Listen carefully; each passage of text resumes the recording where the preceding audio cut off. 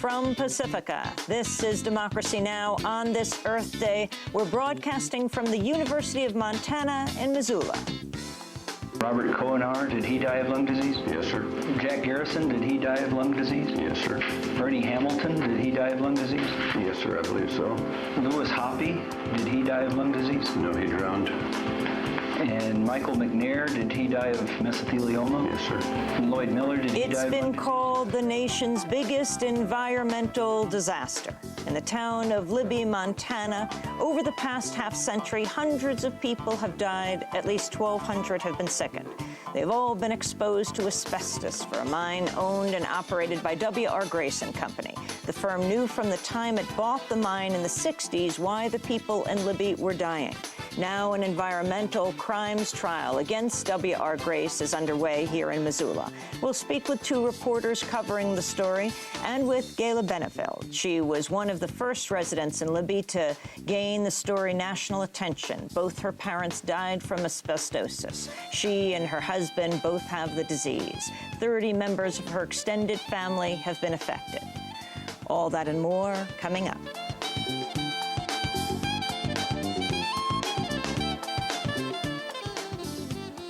Welcome to Democracy Now!, democracynow.org, the War and Peace Report. I'm Amy Goodman. We're broadcasting from Missoula, Montana. An explosive congressional report has revealed new details about the Bush administration's torture program on foreign prisoners. According to the Senate Intelligence Committee, military and intelligence officials began developing the torture program in December of 2001, well before any high-level al-Qaeda suspects had been caught.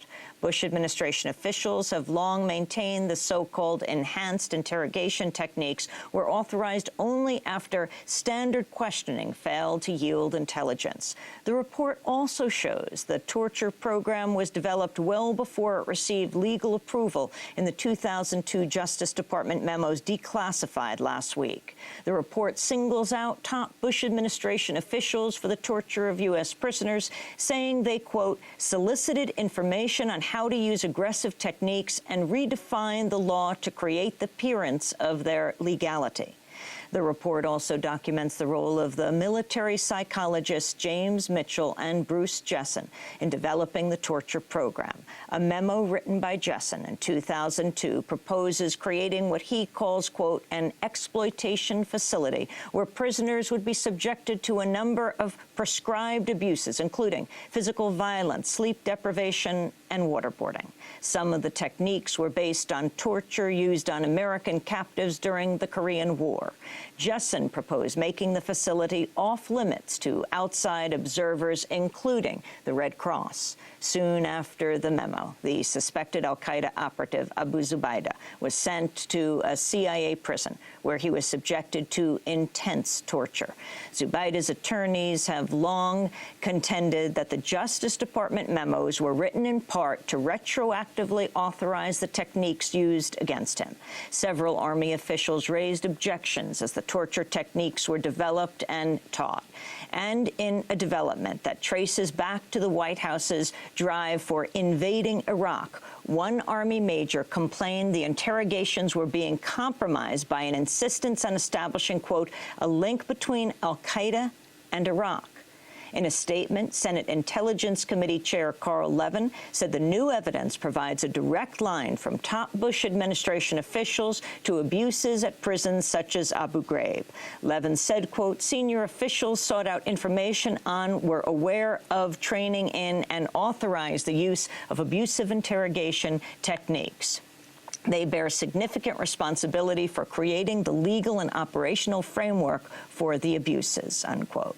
Levin went on to call on Attorney General Eric Holder to establish a high-level commission to investigate high-level Bush administration officials. The report's release came hours after President Obama reversed course on ruling out the prosecution of Bush administration officials who wrote the legal memos authorizing torture. The White House had previously said it opposes any legal action against both the officials who provided legal cover for torture and the CIA interrogators who carried it out. But on Tuesday, Obama said now he won't preclude legal action against the memo's authors. Those who carried out some of these operations within the four corners of legal opinions or guidance that had been provided from the White House. I do not think it's appropriate for them to be prosecuted. With respect to those who formulated those legal decisions, I would say that that is going to be more of a decision for the Attorney General within the parameters of various laws, and I don't want to prejudge that. In Geneva, delegates at the UN Conference on Racism adopted a final declaration on Tuesday without the support of the United States. The U.S. and several other Western nations have boycotted the conference over concerns it would include criticism of the Israeli government. The conference president, Amos Waco, criticized the boycott. What we have decided shows the outcome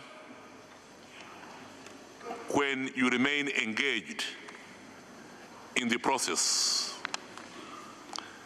It shows that boycotts do not assist. It shows that one can remain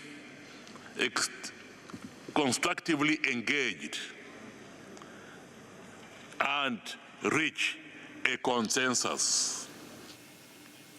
Bowing to U.S.-Israeli concerns, the declaration avoids any references to Zionism. Instead, it reaffirms a conference text from 2001 that recognizes the Palestinian right to self-determination and calls for a Palestinian state alongside Israel. The text also urges signatories to fight all forms of racism, in particular naming anti-Semitism, anti-Arab racism, and Islamophobia. The declaration came one day after nearly 24 diplomats walked out on a speech by Iranian President Mahmoud Ahmadinejad after he called Israel a cruel and repressive racist regime. According to several reports, Ahmadinejad omitted prepared comments denying the Nazi Holocaust from his final speech. Instead, he appeared to acknowledge it, referring to, quote, the abuse of the Holocaust. Ahmadinejad has previously denied the Nazi Holocaust and questioned the number of Jewish victims. Israel's new foreign minister is claiming the Obama administration will only pursue peace initiatives with the Palestinians if Israel gives its approval. In his first extensive comments since taking office, Avigdor Lieberman said, quote, believe me, America accepts all our decisions. The Washington Post is reporting the Israeli government is now telling the U.S. it will condition any willingness to enter peace talks with Palestinians on U.S. policy towards Iran. The Israeli government has long advocated military action against Iran. The developments come as a new poll shows a majority of both Palestinians and Israelis would support a two-state solution. According to the group One Voice, 74% of Palestinians and 78% of Israelis say they would accept the establishment of a Palestinian state in the West Bank and Gaza alongside Israel. Palestinian leaders, including Hamas, have accepted the two-state solution. Successive Israeli governments have rejected returning Palestinian land and have instead expanded Israeli settlements in the occupied West Bank while maintaining the stranglehold over the Gaza Strip. The Washington Post is reporting prosecutors are considering dropping charges against two former pro-Israeli government lobbyists accused of violating the Espionage Act. Stephen Rosen and Keith Weissman, formerly of the American-Israel Public Affairs Committee, or AIPAC, are accused of conspiring to obtain and disclose classified national defense information to journalists and the Israeli government.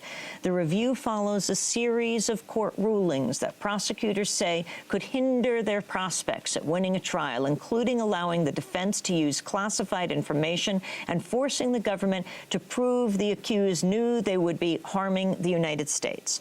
Prosecutors say the review has nothing to do with recent controversies surrounding Democratic Congressmember Jane Harman. It was revealed this week Harman was overheard on an NSA wiretap telling a suspected Israeli agent she would lobby for reducing the espionage charges in return for AIPAC support in her bid to chair the House Intelligence Committee. Newly disclosed records show some of the top recipients of the federal bailout continue to spend millions of dollars on political lobbying. According to the Washington Post, the top bailed out firms